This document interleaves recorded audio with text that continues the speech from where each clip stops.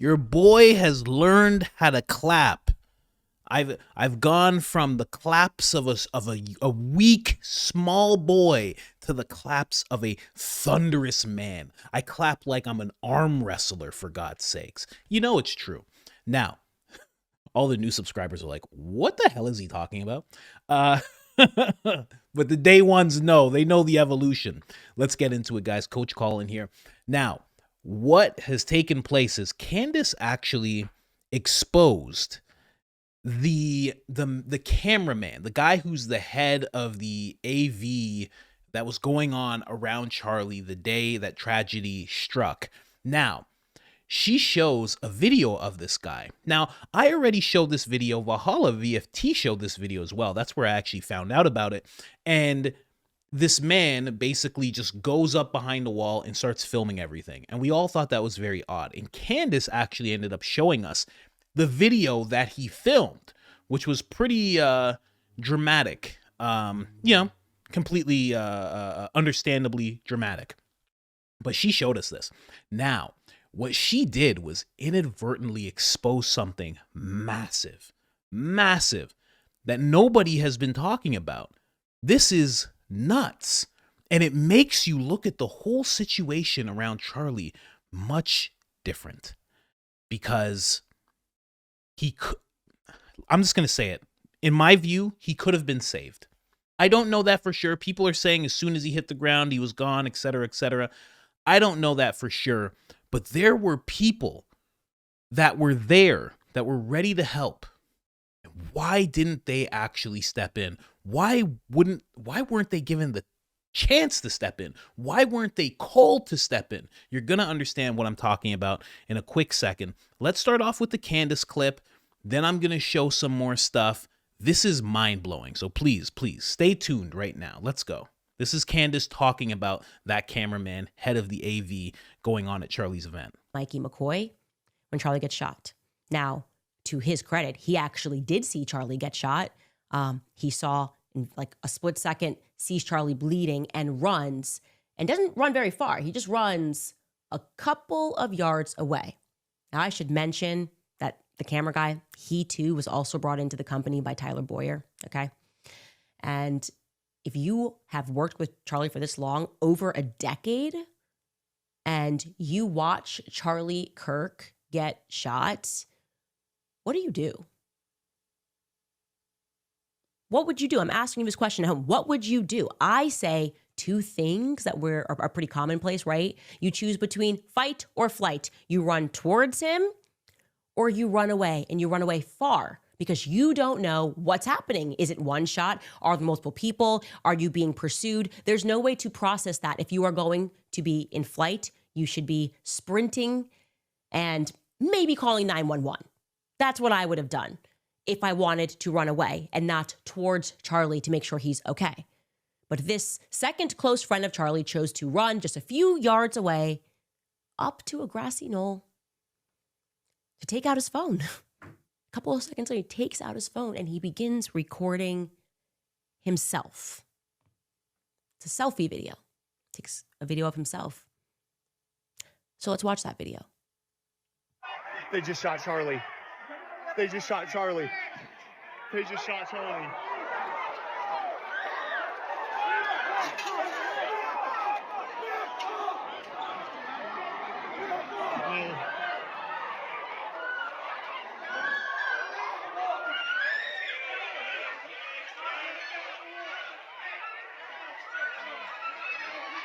They just shot Charlie.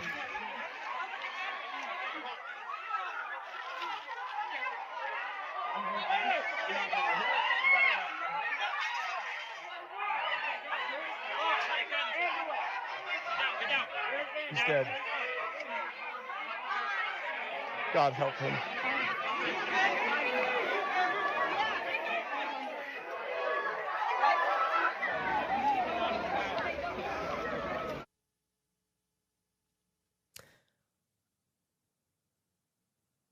That's the first time it was announced, actually, that Charlie Kirk was dead. It's kind of weird. Go ahead, catch your breath, hit rewind, watch it again, watch it over and over again like I did, because You're probably thinking out loud, what the F did I just watch?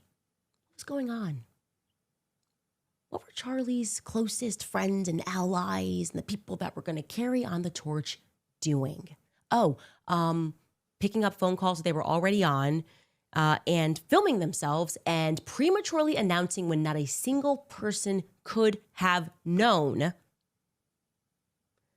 Charlie Kirk is dead. Less than a minute.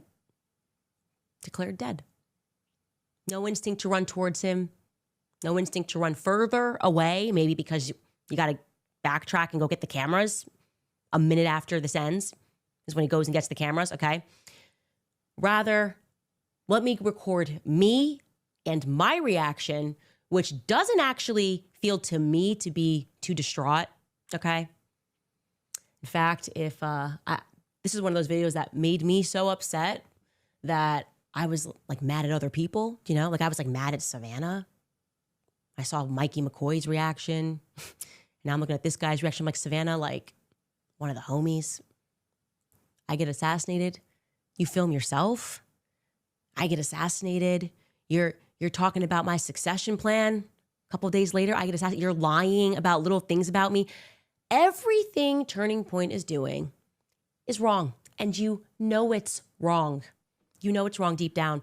And I want to say this because there has been a lot of reading in between the lines. It's strange to me. I think I'm a very direct person and I say what I mean. And I do not want people to mistake what's happening right now or to wrongly assume my intentions here. So allow me to be very explicit, okay? I want war with all of you, okay? All of you. And there's a reason. I'm going to get to that reason in a little bit, but I want war with all of you.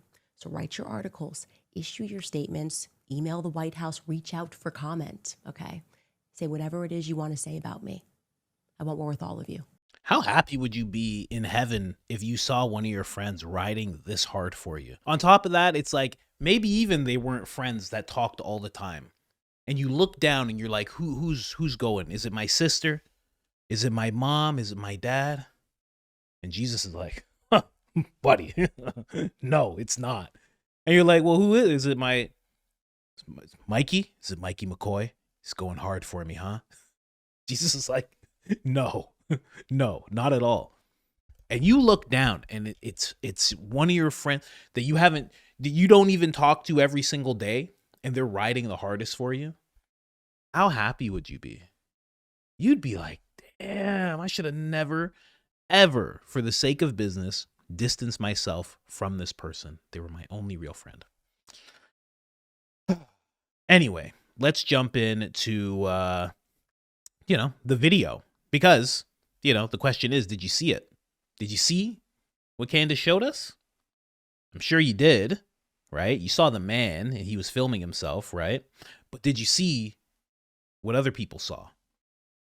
That right there. Now you can see it already. It says EMS. Watch this. They just shot Charlie.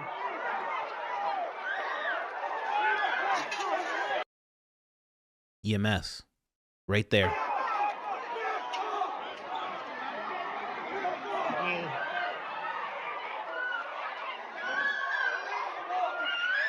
They just shot Charlie. It's going to play it again. They're going to slow it down.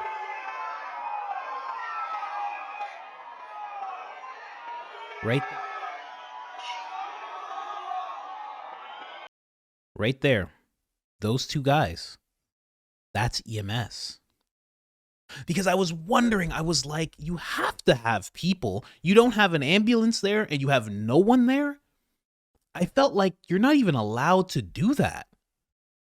You're not even allowed to have an event where I used to work in film and television. I used to work in situations where I would have to get, and look, he's offering it. That right there, he's offering his tools, saying, guys, take this. If you don't believe me, don't worry. We have more videos that are closer up, better vision. You're going to see. He's offering it. They ignore. The video goes back to him. This is one of the guys. Look at how he's dressed. He has a walkie-talkie. He clearly has this. Now, it's not as clear. I actually messaged a person who posted this video, and I was like, please, can you make sure, like, can you show me this picture without the writing on it? But the writing is important as well. It says his name's Connor Doherty. If you know him, get him to contact me. I need to talk to him. That's what the person who posted this video is saying. This man is definitely gag ordered. I mean, no way about it, right? He's one of the people in the crowd. He saw it himself. He had to be watching. So he's probably gag ordered. He can't talk to anybody. But I thought to myself, I'm like, again, film and television. I've worked locations. If you don't know locations, we look after the location. If there's 500 people, we have to make sure that those 500 people are taken care of with tents and garbages and this and that. And then there's always people who are first aid people. And they usually work right alongside us because we tell them where they can go. They can request more things, and we're working with them. We always have those people around. So I was like, in a situation like this with 3,000 people, you have to have something, but they didn't have an ambulance. And we called that out. A lot of us were saying, why is there no ambulance? That's a little weird. Why were the security guards doing what they were doing? How come there was nobody there? Everybody was like, that's very convenient, but it turns out there actually was people there. Thing is that they just didn't get to speak at all, and they didn't get a say in what was happening. Now, somebody said what I just said. Connor has been silenced by the historical gag order, covering over 3,000 people. They're desperate to keep the truth from coming out. Here again, here's a little clearer of an image. It's very, very, very small, but this is when I don't even know if he's campus police, but I know he's some kind of officer, and he's stopping people from going towards the SUV.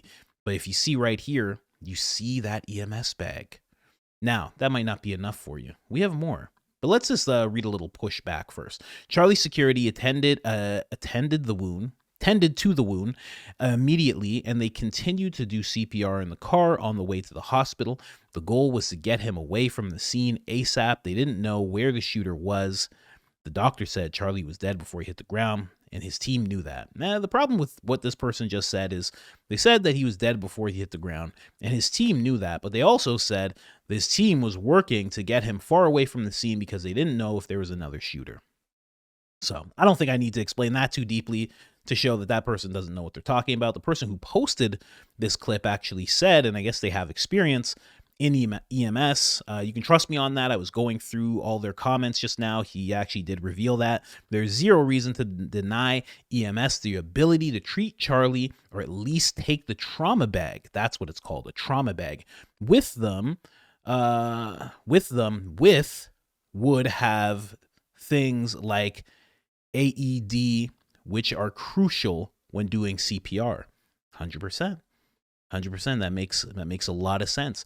And honestly, I mean, sadly, EMS, somebody could look completely passed away to you. They're not stopping. They just keep going. Where regular people might be like, oh, he's gone. They go, no. And they just work. They'll work on somebody who might not have a pulse or any vital signs. They'll work on them for like 10 minutes because they know there's been situations where they're actually able to keep someone alive. Their goal is to keep a person alive, keep blood inside someone's body, bring their vital signs back up if possible until an ambulance shows up, and then they pass it off to people who have more equipment than them, not just trauma bags. Now, let's watch it again. For the people who didn't believe that those were EMS people, check this out.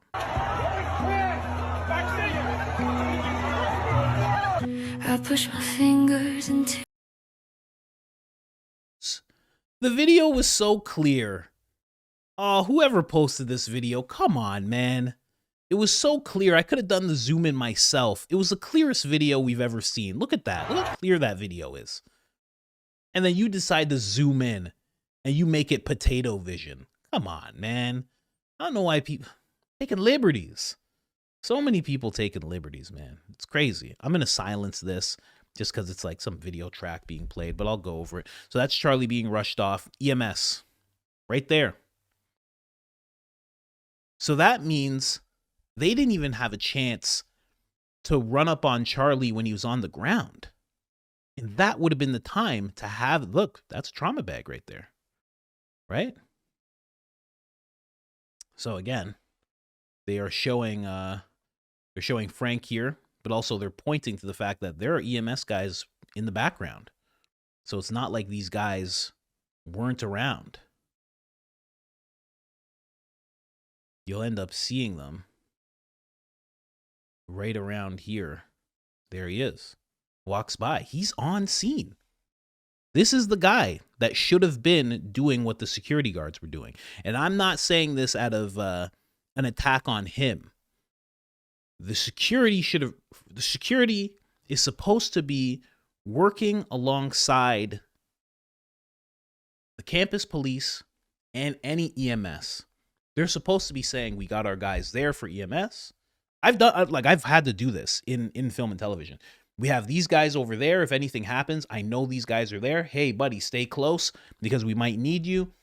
We have these guys over, we have the campus police over here. Should have had somebody on the roof. And then if something happens, security should have been securing the perimeter, making sure there's no other shooter, right? Everybody's going to scatter. They can't control that.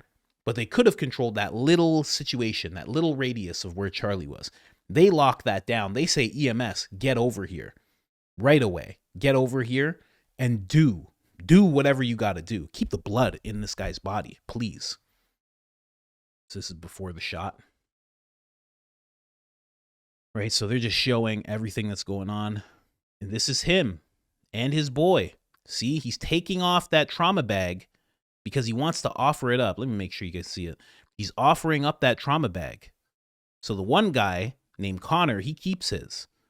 But this guy says, hey, go ahead and take it. Like, you can just have this. This would just make sense for you to have. Because you have somebody in there who clearly needs it. Right? They're ready to work. That's why they're walking up. They're ready to go. They're like, let us in the car. Why aren't we in the car? We have everything that you would need. The security guards have absolutely nothing except for whatever they were passing around, handing off here and there. That's all they got. And their phones. That's it. EMS guys have everything you could need. They have gauze and they have the know-how. Hey, we have this type of injury. What do you do? Oh, well. And they would just do it. But for some reason, it doesn't even seem like they weren't even stopped. They weren't even considered, is what it seems like. So again, there he is. He's taking it off. He's like, let's make sure these guys have exactly what they need. And that offer gets ignored. It gets a stiff no. They put him in the car and they go. Wound open. Charlie bleeding out. That's what they thought to do. Now, I've watched Valhalla VFT talk about the security team, and he makes a good case for just sheer incompetence. Sheer just incompetence. And this could be another illustration of that. Just incompetence to the point where you didn't even know who you're supposed to be getting at this moment. They're just all, wound up on themselves. Ugh, man. That's a terrible one to see. Honestly. Really, really terrible. Again, nobody should try and contact Connor. Connor can't say anything. Obviously, he's just going to get in trouble if he does, So there's no point. Charlie Kirk's security. There's no point in really contacting him. I mean, if you really wanted to, you could, but I would say to leave the guy alone. Because he's just going to get in trouble. That's all that's going to happen. There's going to be, I know Valhalla VFT covered it, but I wanted to see, so what were they doing? They didn't have to be doing that. They're the security. They should have just been making sure that nobody else on the team is in danger. They're not there to just protect Charlie. Blake was there. They're there to protect Blake, Mikey McCoy, Frank. They're there to protect those guys as well, obviously, right? It's not just Charlie. It's Turning Point. It's the Turning Point team that they're there to protect. Why weren't they just securing things and just let those EMT guys do what they had to do? Whew, man. And again, shout out to Candace, because this wouldn't have been clocked if Candace didn't bring it up. She brought up that video and people just started zooming in. They started looking at it. And the next thing you know, people are starting to spot that. I kind of blown away. Because before it was just the security and incompetence, but it's like, it just gets weirder and weirder. Every day it seems like this thing gets weirder and weirder. I don't understand, man. I can't even I try to usually go both sides, right? I try to, but I can't see it here. What did you do? Are you're just extremely bad? Because a lot of these guys, they have service. Like, I'm talking about the security. They have service backgrounds. So I'm not saying that you should just be cool under pressure no matter what. I'm not saying that, but you should be a little more used to it than civilians, right? I think that's reasonable. So what happened? You just decide, you jumped over, you're handing things off, you're there doing God knows what. There's no blood on your hands, nothing. What's going on? What were you doing? And then on top of that, there's EMS guys and you didn't say, hey, over here, gauze, everything, do it all now. It looks worse and worse as the time goes on, man. The official narrative, I don't even know. I was going to say the official narrative makes no sense, right? And I think that's fair to say as well. It's falling apart day by day, more and more. But this what I've pointed out here, it's not even touching on the official narrative, because this was what happened after. Like, this doesn't have to do with who did it. This is you handling the situation. That type of stuff is why people make the assumption, or not even the assumption, but they make the speculation of other people close to Charlie being complicit. Stuff like that. That right there. That weird reaction. That oddness of no ambulance. We have the EMS guys, but when something actually happens to Charlie, those guys just stand back, boys. We have this handled. Man. Because the thing is, with the EMS guys, you're in a situation at that point where you don't have to take Charlie away. Those guys had the ability to stop the bleeding, to get something going, to check the vitals, to make sure he's good. And again, like I said, what their job is, keep the blood in the body, keep the vital signs up, bring them back if possible, until more experienced people, or not even more experienced, people with more resources come and they take them. That's it. And then they do the exact same thing until you get to the hospital. And then the surgeon gets involved. And then you save a life. I don't think I sound nuts. A lot of people are framing Candace as sounding nuts. Everybody who's covering this out, I don't think what I just said sounds crazy. I don't know. I am sitting here with no pants on, just a tinfoil Speedo. Okay. I'm surprised if you can't hear the crinkling. That is what I'm doing. But still have my wits about me, Not nuts. Not nuts, okay? Yes, I think that UFOs are actually demons, okay? And when you get abducted, you've had an experience of the dark kind, not the third kind, okay? That's all I'm saying, all right? Yes, there probably are people who are not actually people and they're wearing, skin masks of sorts. Yes, there's probably clones around. Yeah, I know, yeah. But I'm not crazy. But yeah, crazy. Absolutely. I mean, not me. This situation, okay? Very, very crazy. Can't believe this. And also, I mean, just to touch on it, because Candace did, I mean, I haven't talked about this guy much. I'll just play it from her video. But this guy is just so weird the way he handled this. You know, I should talk about this a little bit. The way he handled this.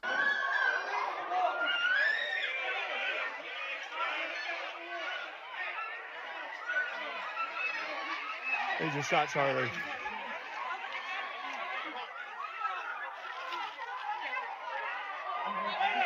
Then minutes after this, I think it's like 7 minutes after, something like that. I saw a video where they were actually talking about the time. Then 7 minutes after, this guy goes and takes the footage from the back camera. And also the one that's like right like across, very close, like at the foot of the tent. There is a camera, because there was a camera operator there, female camera operator right there. Takes that as well. Within minutes. No one told him to do that. You know, and maybe I'll cover it in another video, but now they're saying that, like, there's two different stories happening. Now, Tyler from Turning Point is saying, well, the police ordered him to do that. The authorities ordered him to do that. But then Andrew says that when he talked to this guy, that this guy said, well, I did that because I know people can be evil. And he didn't want that to get out there. Then all of a sudden there was another narrative out there where he was taking it because he didn't want Erica to have to see it over and over again. Not like I don't get it, man. I don't get it. At the very least, they need to get on the same page. At the very, very least, they need to get on the same page.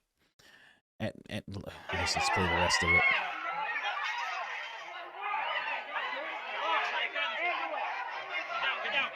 He's dead. God help him. And how did he know? How did he know? How did he make that call? Right? It happened. Mikey turns around. He takes a stroll. He's like, I gotta go, guys. I'm on the phone.